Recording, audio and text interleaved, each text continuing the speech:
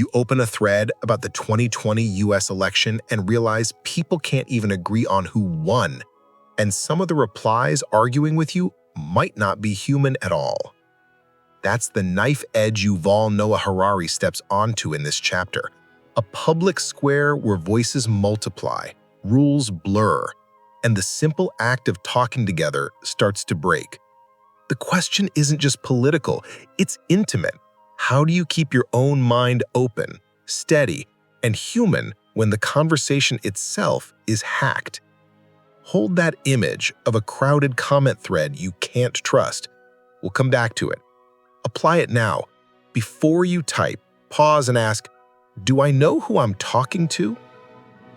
Harari is a historian who studies the grand machinery of human cooperation, how information lets strangers become neighbors and empires become possible. Nexus traces our networks from myth to media to machine intelligence, showing how every leap in information reshapes power. He writes this not to scold, but to warn. With AI in the loop, information stops being just messages and becomes an agent with goals. Apply it now. Remember that information isn't neutral. Ask what goal a message serves. Within that sweep, this chapter lives in the present tense. It sits in the book's final act on computer politics, and it asks a practical question. Can democracies, so dependent on debate, still hold a conversation when bots speak, algorithms curate, and citizens can't trust the floor beneath their feet? Apply it now. Notice one place where your public conversation feels less trustworthy than 5 years ago. The chapter's core message is stark and hopeful at once. Democracy is a conversation with many legitimate voices, and its survival depends on keeping that conversation both free and orderly in the age of AI. That won't happen by accident. It requires human choices, human guardrails, and institutions built to check not just human biases, but the alien errors of machines. Apply it now. Name the one rule you think keeps debate fair where you live. First, Harari reframes democracy not as a vibe, but as a self-correcting system, a way to distribute information and decision-making so no single voice becomes a god. Its strength isn't clairvoyance, it's the ability to notice mistakes and change course without burning the house down. But that self-correction needs two conditions: open debate and enough order to land decisions. When the rules of talk vanish, free speech slides into noise. Apply it now. In your next tough conversation, agree on one rule before you argue: timers, turns, or defining terms. Second, he names a new threat: digital anarchy. Social platforms weakened old gatekeepers, which allowed more people to speak, a win for inclusion. But inclusion without shared rules invites chaos. Now add non-human voices. Bots can flood the square, mimic empathy, and steer emotions at scale, while opaque algorithms amplify what holds attention, not what holds us together. In this climate, citizens start to see one another as enemies, and basic facts become partisan tokens. The result isn't vigorous debate, it's a broken signal. Apply it now. When a post triggers you, ask, would this feel as urgent if I read it tomorrow? And wait before sharing. Third, he argues the slide is not fate. Technology enables possibilities. It doesn't choose our politics. Democracies can regulate the information market the way they always have. Town halls, newspapers, and radio all required rules. In the machine age, that means clear boundaries. Bots should not masquerade as humans. Unsupervised algorithms should not curate key public debates.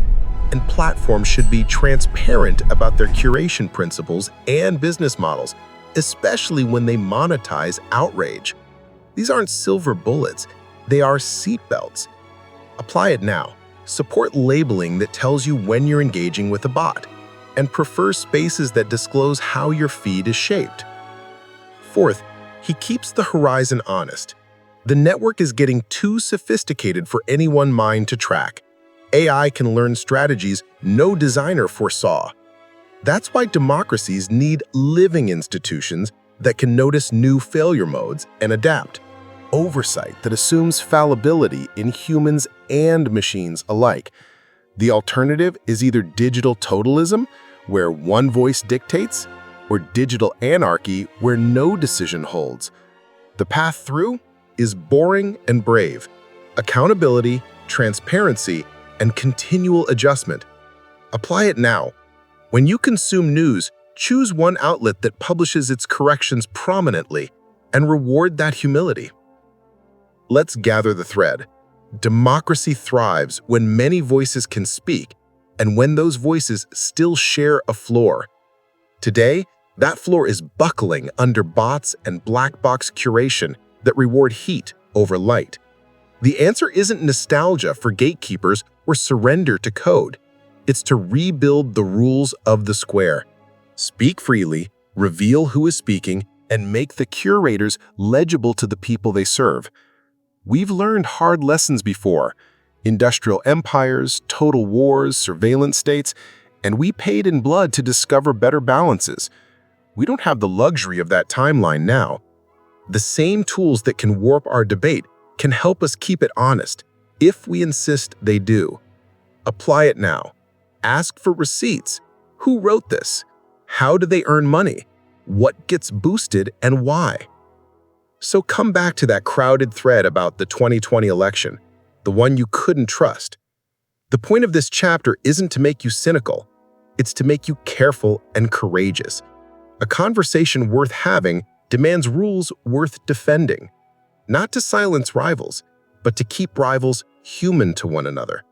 If we can still tell who's talking and why, the next sentence we say might still change us. Apply it now. Before you log off today, write one sentence that states your rule for a healthier public conversation.